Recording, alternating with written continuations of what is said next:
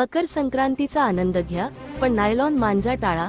Police अधीक्षक श्रीकांत धिवरे यांचा धुळेकरांना कडक इशारा. मकर संक्रांतीच्या सणाला गालबोट लागू नये, यासाठी धुळे पोलीस दल ॲक्शन मोडवर आले आहे. पोलीस अधीक्षक श्रीकांत धिवरे यांनी समस्त धुळेकरांना मकर संक्रांतीच्या शुभेच्छा देतानाच नायलॉन आणि चायनीज मांजाच्या वापराबाबत धोक्याची घंटा वाजवली आहे. माननीय उच्च न्यायालयाच्या कडक निर्देशांचा हवाला देत त्यांनी स्पष्ट केले की नायलॉन, ग्लास कोटेड किंवा चायनीज मांजावर कायद्याने पूर्णपणे बंदी आहे. शहरात अशा घातक मांजाची लपून छपून विक्री किंवा साठवणूक करणाऱ्या दुकानदारांची गय केली जाणार नाही, असा सज्जड दमच पोलीस अधीक्षकांनी भरला आहे. या जीवघेण्या मांजामुळे केवळ पर्यावरणाचीच हानी होत नाही, तर मानवी जीव ही धोक्यात येत आहे. याचे गंभीर परिणाम नुकतेच शिरपूरमध्ये दिसून आले, जिथे एका 4 वर्षीय बालक आणि एका 60 वर्षीय वृद्धाला मांजामुळे दुखापत झाली. सुदैवाने ते आता धोक्याबाहेर आहेत. अशा घटनांची पुनरावृत्ती टाळण्यासाठी पोलीस प्रशासनातर्फे शाळा महाविद्यालयांमध्ये जनजागृती आणि दुकानांची कसून तपासणी मोहीम राबवली जात आहे.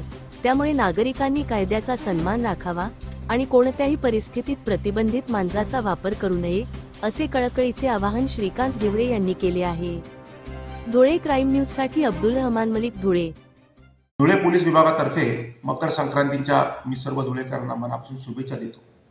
त्याचप्रमाणे एक अतिशय महत्त्वाचा मुद्दा आपल्यासमोर मांडत आहे. माननीय उच्च न्यायालय संभाजीनगर यांनी मांजावर अतिशय ताशेरे ओढलेले आहेत. नायलॉनचा मांजा असेल, ग्लास कोटेड मांजा असेल किंवा चायनीज मांजा असेल, याच्या वापरावर आपण प्रतिबंध आणलेला आहे. त्याच्यामुळे सर्व दुकानदारांना देखील आम्ही एक चेतावणी देत आहोत की कोणीही अशा मांजाची विक्री करू नये, साठवणूक करू नये.